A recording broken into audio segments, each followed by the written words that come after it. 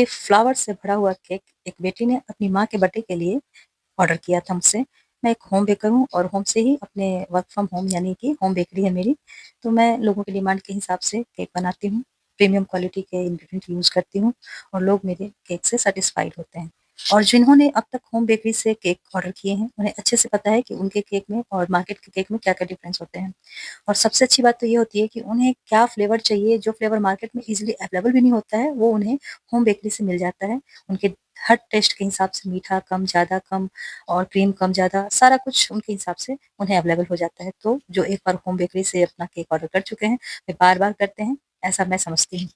चूँकि ये toll cake था, तो इसके लिए मुझे 2 मोल्ड में केक को बेक करना पड़ा क्योंकि एक मोल्ड में ज़्यादा देर तक बेक करना पड़ता है और थोड़ा नीचे का हार्ड और ऊपर का थोड़ा सॉफ्ट रह जाता है। तो ज़्यादातर अगर टॉल केक है तो 2 या 3 मोल्ड में बेक करना ज़्यादा अच्छा है। एक ओवन में ही एक ही टाइम में अच्छे से बेक हो जाता है, जल्दी बेक हो जाता है।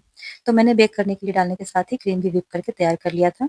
जैसा कि आप देख रहे हैं क्रीम की कंसिस्टेंसी जो होती है ना व्हिप करने के बाद इस तरह की होनी चाहिए। उसके अंदर जो एक पॉइंट बनता है ना व्हिप करने के बाद, वो तैयार हो जाए तो क्रीम को व्हिप करना बंद कर देना चाहिए। गेस कर सकते हैं कि मैं कौन-सा फ्लेवर बना रही हूँ? अगर आप कर सकते हैं तो अच्छी बात है, नहीं तो मैं बताती हूँ। मैं आज बनाऊँगी काजू कतली फ्लेवर केक। इसके लिए मैंने काजू कतली का जो काजू कतली होता है, वो मैं घर पे ही तैयार करूँगी। चूँकि इसमें पूरी तरह से काजू कतली नहीं बनाना था मुझे, टॉप पर नहीं डालना था, टॉप पे फ्लावर डेकोरेशन था और मुझे सिर्फ़ अंदर-अंदर काजू फ्लेवर डालने थे। तो इसके लिए मैंने काजू का जो एक तैयार किया मैंने एक मिक्सचर तैयार किया, जिसे आप कह सकते हैं काजू का क्रश तैयार किया मैंने। जितनी क्वांटिटी रेशियो चाहिए काजू कतली के लिए सेम क्वांटिटी मैंने रखा था और इस तरह मैंने काजू का क्रश तैयार कर लिया है और अब हमारा केक बेक हो चुका था, उसे मैंने स्लाइस कटर से ही स्लाइस काट लिए थे। लगभग 6 स्लाइस मैंने निकाले थे और इस स्लाइस निकालने के बाद जो प्रोसेस होता है केक के आइसिंग का, वो मैंने किया था। सबसे पहले हम क्रम्ब कोटिंग तक जाते हैं, एक लेयरिंग करने के बाद क्रम्ब कोटिंग करेंगे, उसके बाद उसकी आइसिंग करेंगे। तो लेयरिंग के लिए सबसे पहले बेस पे मैंने क्रीम को सेट किया और उसके ऊपर एक-एक करके सारे लेयर को सोक करते हुए मैंने सेट किया है। सोक करने के लिए मैंने दूध और काजू का जो थोड़ा-सा लास्ट में बच जाता है ना, उसको मिक्स करके एक घोल तैयार किया था, उसी से मैंने सोक किया था इसे। इससे इसका फ्लेवर अंदर तक जाता है और ये टेस्ट में बहुत ही अच्छा लगता है। जो स्वीट्स वाले फ्लेवर होते हैं ना, वो स्वीट्स वाले फ्लेवर पूरे केक में आ जाता है। मैंने इसमें ज़रा-सी भी कंजूसी नहीं की थी, काजू का क्रश तैयार किया था और उसको थोड़ा लिक्विड ही रखा था जिसे मैंने क्रीम में मिलाया था और उसके ऊपर मैंने एक क्रम्बल्स जैसा तैयार किया था काजू का, जिसे आप कह सकते हैं कि काजू कतली को तोड़ के जो बनाते हैं वैसा।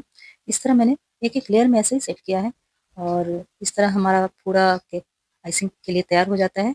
सबसे पहले इसकी लेयरिंग के साथ मैंने क्रम्ब कोटिंग करने के बाद इसे फ्रिज में रखा था, ताकि जो टॉलनेस जो है उसके वजह से ये इधर से उधर बैलेंस खराब ना हो जाए। मैंने इसमें कोई भी स्टिक नहीं डाला था क्योंकि मुझे एक सोसाइटी अपनी सोसाइटी के अंदर ही से देना था। तो इससे ज़्यादा लंबा मुझे लेके जाना नहीं था, इसलिए मैंने इसमें कोई भी स्टिक यूज़ नहीं किया था। तो एक-एक लेयर के साथ ही मैंने काजू का पेस्ट और काजू के क्रम्ब्स डाले, जो मैंने घर पर ही बनाया था और प्योर बनाया था। बाहर तो आपको मिल सकता है उसमें कुछ मिलावट, लेकिन ये मैंने घर पे बनाया था, तो लोग भरोसे के साथ होम बेकर से केक लेते हैं और हम उस भरोसे को कायम रखते हैं। मैंने पहली बार ही काजू कतली केक बनाया था और मैंने जब भी कोई भी केक पहली बार ही क्यों ना बनाया हो, लोगों को पसंद बहुत आया और इसका फीडबैक तो मुझे इतना अच्छा मिला कि मैं खुद के लिए एक बार बना के देखना चाहती हूँ कि वाक़ई इसका टेस्ट कैसा है। हालाँकि क्रीम के साथ कैसा इसका टेस्ट आता है, वो तो चेक करना ही पड़ता है, किसी को देने से पहले खुद पहले चेक करना पड़ता है हमें। तो टेस्ट के लिए तो मैं भी कन्फर्म थी कि पसंद आना चाहिए और आएगा, लेकिन जब फीडबैक आया तो जितना एक्सपेक्टेशन था उससे कहीं ज़्यादा मुझे मिला। शॉप में जब आप केक लेते हैं, तो शॉप वाले को पैसे चाहिए होता है, उनका बिज़नेस चाहिए होता है। लेकिन हमारे होम बेकर से जो केक लिया जाता है, तो हमें उसका उसके बदले पैसे से ज़्यादा फीडबैक का इंतज़ार रहता है कि फीडबैक कैसा मिलेगा। मैंने जो क्रिएटिविटी दिखाई है, मैंने जो उसमें अपना एफर्ट डाला है, वो किसी को पसंद आया या नहीं आया, उसका फीडबैक कितना ज़्यादा अच्छा है, इन सब चीज़ों का हमें इंतज़ार होता है। तो अब हम अपने केक की पूरी आइसिंग फुल आइसिंग में कर लेंगे अब। बाहर के लेयर पे भी मैंने व्हाइट क्रीम के साथ थोड़ा-सा येलो कलर ऐड किया था, एकदम लाइट येलो और उसके बाद उसमें मैंने उसने एक पिक भेजा था, जिसमें फ्लावर डेकोरेशन था और उसने बोला था पॉसिबल है क्या? तो मैंने उसे क्लियर कह दिया था कि पॉसिबल है लेकिन फ्लावर का डेकोरेशन मैं अपने अकॉर्डिंग करूँगी क्योंकि यहाँ सारे फ्लावर अवेलेबल नहीं होंगे और वो उसने जो भेजा था वो ऑनलाइन पिक देकर भेजा था। इंटरनेट पिक था जिसमें बाहर के अदर कंट्री के फ्लावर यूज़ थे। तो मैंने क्लियर कर दिया था, अगर आप बिज़नेस करते हैं, तो आप भी इस बात का ध्यान रखें कि जो पॉसिबल ना हो, उसके लिए आपने हामी नहीं भरनी है, वरना फिर उनका रिप्लाई आएगा कि नहीं आपने बोला था सेम बन जाएगा और सेम नहीं हो पाया। तो इस बात का पहले से ही अब ख़्याल रखना पड़ेगा आपको कि उन्हें कहना पड़ेगा कि हम अपना एफ़र्ट डालेंगे, यहाँ जो-जो मार्केट में अवेलेबल है सामान, हम उनसे ही इस केक को तैयार कर सकते हैं। केक के पिक में मैंने देखा था, उसमें थोड़ा-सा पिंकिश सल कलर शेड था, तो मैंने क्रीम में पिंक नहीं मतलब रेड का ही मैंने एकदम लाइट सा डाला था, उसका भी कलर अच्छा आता है। और उसमें उसने एक केक के ऊपर टेक्सचर था, जिसे मैं एग्ज़ैक्ट नहीं डाल सकती थी, तो मैंने थोड़ा-सा अपनी क्रिएटिविटी दिखाते हुए पैलेट नाइफ पे डार्क कलर का थोड़ा-सा क्रीम लिया, उससे थोड़ा मिक्स करके थोड़ा-सा उसमें डार्कनेस रखा था और पैलेट नाइफ से ऐसे ही थोड़ा थपथपाते हुए एक टेक्सचर निकाला था।